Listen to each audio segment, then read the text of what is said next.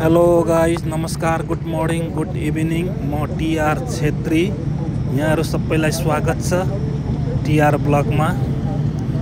अहिले चाहिँ हाम्रो रेड फोर्स अगाडि बढिरहेको छ इभेन्टमा। आजदेखि चाहिँ सुरक्षा व्यवस्था अत्यन्तै कडा गरिरहेको छ। त्यो भएर चाहिँ हामी पैदलै जानुपर्ने अवस्था आयो। गाडीलाई चाहिँ साथीहरू पार्किङमै छोडेर चाहिँ हामी अब हिँड्दै जानुपर्ने। आउँदा पनि त्यस्तै। अब वहाँ सबै चेकिङ हुन्छ।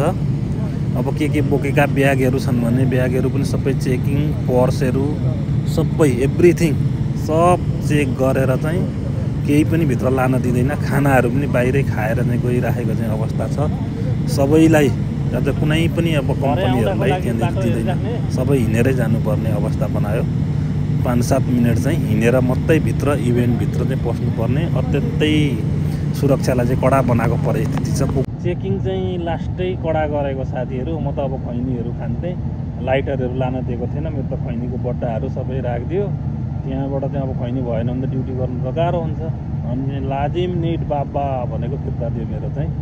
अब खैनी चाहिँ ल्याउन छिराउन सफल भयो। नभए जम्मै सबै खोलेर ज्याकेटहरू पनि सबै खोलेर अत्यन्तै कडा बनाएर कुकुरहरूलाई ल्याएर पनि सबै एरिया चाहिँ सबै क्लियर गरेको रहेछ वरिपरि। कहाँ बम पड्काइदियो भनेको हुने थियो र त्यो अवस्था छ। अब इन्टरनेसनल भएकोले विभिन्न देशका आउने सुरक्षा त कडा दिनुपर्ने अवस्था आउँछ। त्यो भएर पनि हुनसक्छ। जे होस् खैनी सुमन चाहिँ भित्र छिराएको चाहिँ स्थिति छ। तर अब अहिले एकदमै कडा छ। सबै चेक जाँच पनि कडा। केही खाना ओर्न केही पाइँदैन। पानीदेखि भित्र अब केही छैन। सबै खानाको व्यवस्था पनि बाहिरै। चेकिङ चाहिँ लास्टै कडा गरेको साथीहरू। म त अब खैनीहरू खान्थेँ, लाइटरहरू लान दिएको थिएन। मेरो त खैनीको बट्टाहरू सबै राखिदियो। त्यहाँबाट चाहिँ अब खैनी भएन भने त ड्युटी गर्नु त गाह्रो हुन्छ। अनि लाजिम निड बाबा भनेको फिर्ता दियो मेरो चाहिँ। अब खैनी चाहिँ ल्याउन छिराउन सफल भयो। नभए जम्मै सबै खोलेर ज्याकेटहरू पनि सबै खोलेर अत्यन्तै कडा बनाएर कुकुरहरूलाई ल्याएर पनि सबै एरिया चाहिँ सबै क्लियर गरेको रहेछ वरिपरि। कहाँ बम पड्काइदियो भनेको हुने थियो र त्यो अवस्था छ। अब इन्टरनेसनल भएकोले विभिन्न देशका आउने सुरक्षा त कडा दिनुपर्ने अवस्था आउँछ। त्यो भएर पनि हुनसक्छ।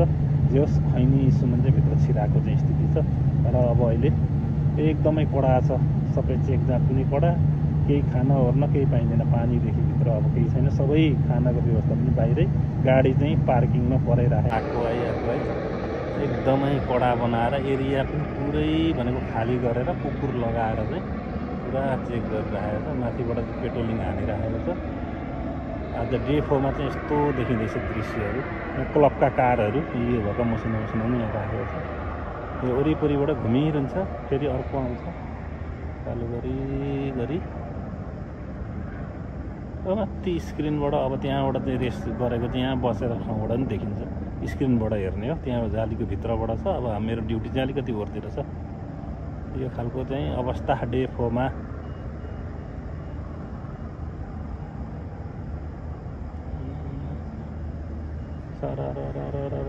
एकखनको हेरौँ।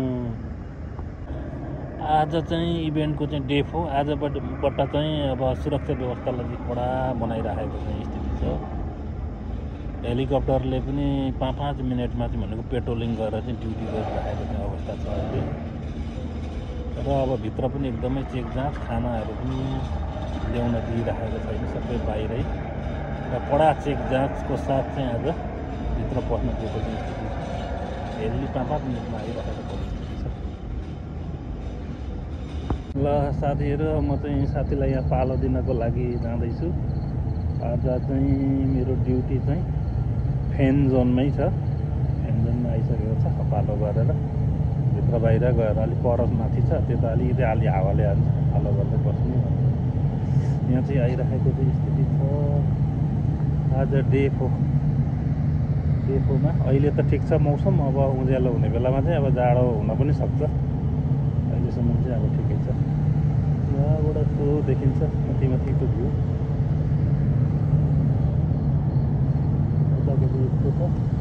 आजदेखि अब सुरक्षा व्यवस्था चाहिँ अत्यन्तै कडा गरेको छ।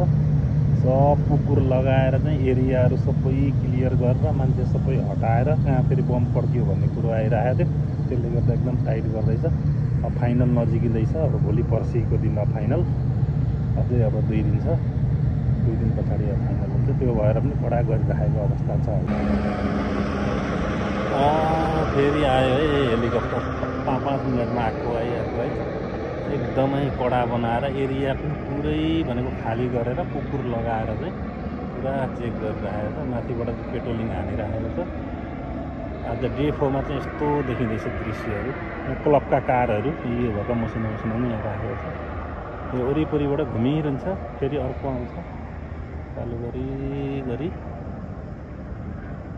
माथि स्क्रिनबाट। अब त्यहाँबाट चाहिँ रेस्ट गरेको त्यहाँ बसेर ठाउँबाट पनि देखिन्छ, स्क्रिनबाट हेर्ने हो। त्यहाँ जालीको भित्रबाट छ। अब मेरो ड्युटी चाहिँ अलिकति ओरतिर छ। यो खालको चाहिँ अवस्था डे 4 मा।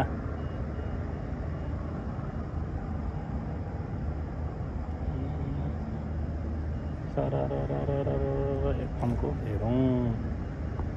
यो चाहिँ भित्रपट्टिको एरिया हो साथीहरू, जहाँ चाहिँ कार रेसहरू पनि गराउँछ। यो चाहिँ बाहिरको चाहिँ पानीहरू त्यो सिमहरू देखिराखेको छ।